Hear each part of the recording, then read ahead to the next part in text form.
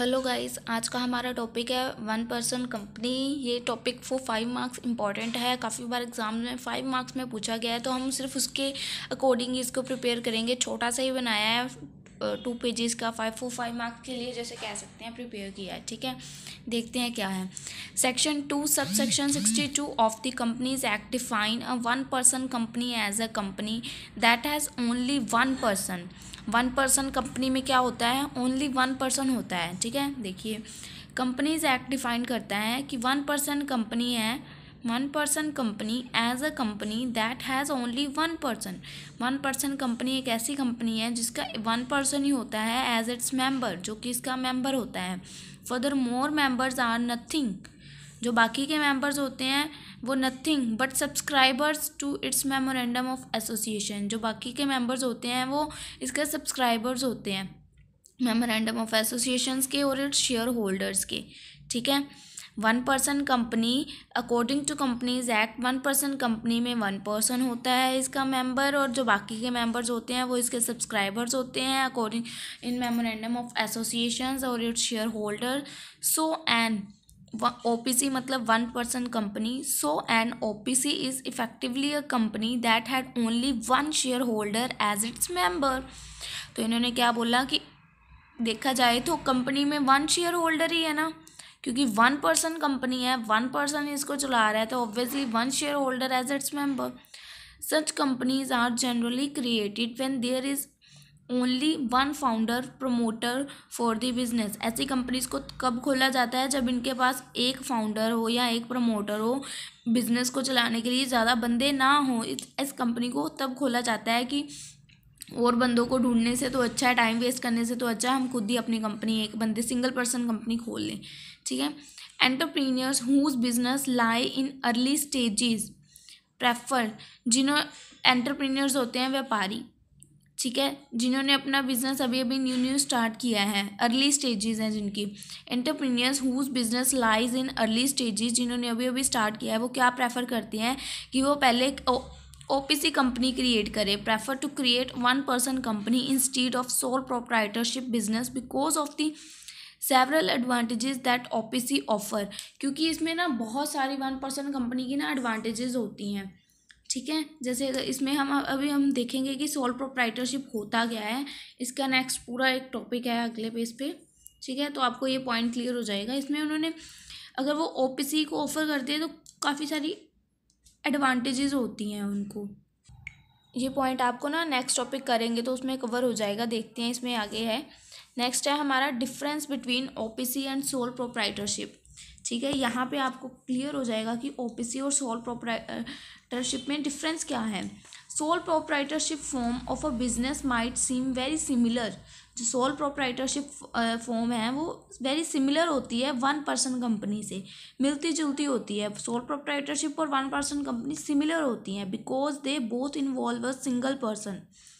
इन दोनों में single person involve होता है जो इनके बिजनेस को रन करता है, owing business. They are actually exist some difference between them, but इन दोनों में एक्चुअल में कुछ डिफरेंस है जो एग्जिस्ट करता है। ठीक है, the main difference between the nature of liabilities they carry. इन दोनों में मेन डिफरेंस क्या है? नेचर का, नेचर ऑफ लाइबिलिटीज, देनदारियों का जो नेचर है वो कैरी करना। देखते हैं कैसे लाइबिलिटीज़ का नेचर कैसे ये लोग कैरी करते हैं। Since an OPC one person company में क्या होता है? वन पर्सन कंपनी की खुद की एक सेपरेट लीगल आइडेंटिटी होती है। Since an OPC is a separate legal identity distinguished from its promoter, इसके प्रमोटर से अलग होती है उसकी आइडेंटिटी। प्रमोटर की आइडेंटिटी इसमें अलग होती है, कंपनी की अलग होती है। It has its own assets and liabilities, promoter के अपने एसेट एंड लाइबिलिटीज़ अलग होते हैं, बट कंपनी के जो हैं वो कंपनी के ही रहते हैं।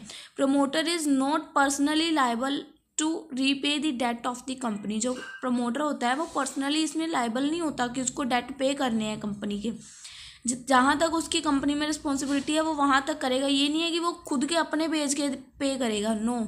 बट जो ऑन दी अदर हैंड जो सोल प्रोप्राइटरशिप होते हैं, sole proprietorship and their proprietors are the same person. इसमें क्या होता है, कंपनी की इसमें सेपरेट लीगल आइडेंटिटी थी, इसमें इसके कंपनी की बंदे की और कंपनी की अलग आइडेंटिटी नहीं है। Proprietorship and their proprietor are the same person, दोनों सेम पर्सन होते हैं। तो so the law allows attachment, इन दोनों में अटैचमेंट हुई, ठीक है।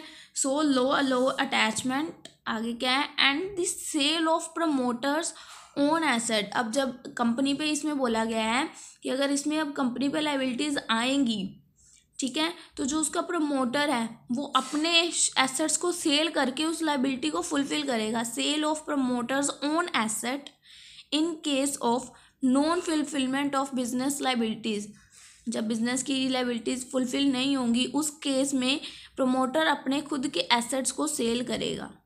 इसमें क्या था ऊपर वाले में, ये देखिए कि promoter is not personally liable, promoter personally liable नहीं था। बट जब इसमें बोल दिया गया कि प्रोप्राइटरशिप और प्रोप्राइटर सेम पर्सन है, तो लॉ ने क्या कहा कि ये दोनों अटैच्ड है, मतलब अटैच्ड हैं, तो उन्होंने कहा कि सेल प्रमोटर अपने एसेट सेल करेगा अगर फुलफिल नहीं होती लाइबिलिटीज, ठीक है। देन इसके हम करेंगे features. Here are some general features. First है प्राइवेट कंपनी। प्राइवेट कंपनी में क्या होता है, that a single person can form a company for any lawful purpose. अब कोई भी बंदा है कहीं नई कंपनी खोल रहा है अकेले, तो कोई तो लॉफुल पर्पस होगा ना, ठीक है। It further describe OPC as private company, तो इसको हम ओपीसी प्राइवेट कंपनी बोलते हैं क्योंकि एक पर्सन ने अपनी पर्सनली खोल ली है। Then single member, OPC can have only one member और shareholder unlike other private companies. OPC में क्या होता है, वन मेंबर होता है और वन शेयर होल्डर होता है, बट दूसरी जो प्राइवेट कंपनीज होती हैं उनमें कोई लिमिट होती है ना मेंबर्स रखने की। देन इसमें क्या होता है, नॉमिनी। अ यूनिक फीचर है ये इसका, and unique feature of OPC that separate it from other kind of companies is that the sole member of the company has to mention a nominee.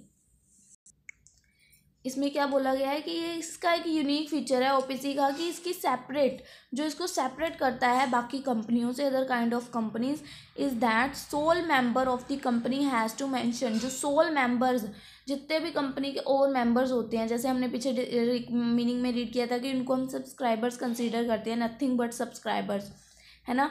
तो उन्होंने वही बोला है, sole member of the company has to mention a nominee, तो उन्हें nominee mention कर दिया जाएगा। हील, आगे क्या है देखते हैं, हील रजिस्टरिंग दी कंपनी, जब कंपनी को रजिस्टर करेंगे ना, तो जो कंपनी के बाकी के मेंबर्स हैं उनको हम एज अ नॉमिनी कंसीडर कर देंगे।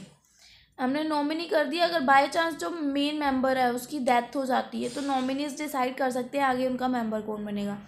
No perpetual succession, since there is only one member in an OPC, his death result in the nominee choosing और rejecting to become its sole member. देखो क्या लिख रखा है, since there is only one member होता है OPC में, अगर उसकी डेथ हो जाए तो उसके रिजल्ट में नॉमिनीज हैं जो कंपनी के बाकी के मेंबर्स हैं चूज कर सकते हैं और रिजेक्ट कर सकते हैं कि इसके सोल मेंबर कौन होएगा।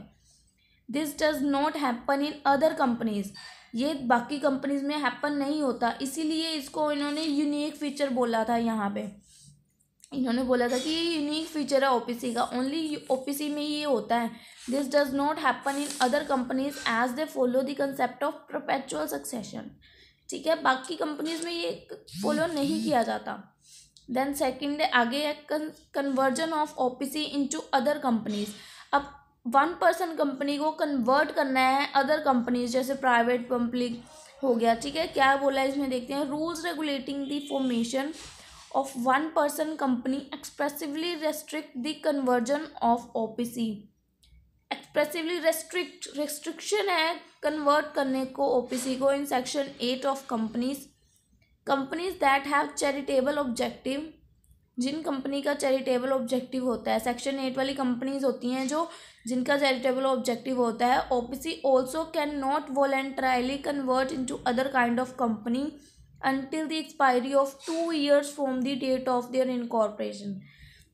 जब ओपीसी कंपनी ओपन होती है ना, तो उसकी एक एक्सपायरी डेट होती है कि उस टाइम तक वो अपनी कंपनी को कन्वर्ट नहीं कर सकते। तब तक वो अंडर सेक्शन 8 आती है, जैसे कि कंपनीज होती हैं चैरिटेबल, तब तक जब तक का उनका टाइम पीरियड है उस पीरियड तक वो अंडर सेक्शन 8 कंसीडर की जाती हैं। जो सेक्शन 8 वाले होते हैं ना, उनको अपनी कंपनी के नेम के साथ ना प्राइवेट लगाने की ज़रूरत होती है ना पब्लिक लगाने की ज़रूरत होती है, वो क्योंकि चैरिटेबल ऑब्जेक्टिव के लिए होती हैं। ठीक है, तो वही बोल रखा है कि तब तक इनको सेक्शन 8 के अंडर कंसीडर किया जाएगा 1% कंपनी को, ना ये पब्लिक ना ये प्राइवेट। देन अगर ये इसको कन्वर्जन करना चाहती हैं तो आफ्टर 2 ईयर्स ये कर सकती हैं। ठीक है, ये हमने 5 मार्क्स इसको कंप्लीट कर लिया है। आई होप क्लियर हुआ होगा थोड़ा थोड़ा। ठीक है, अगर कोई भी प्रॉब्लम है तो प्लीज़ कमेंट सेक्शन में कमेंट ज़रूर करना।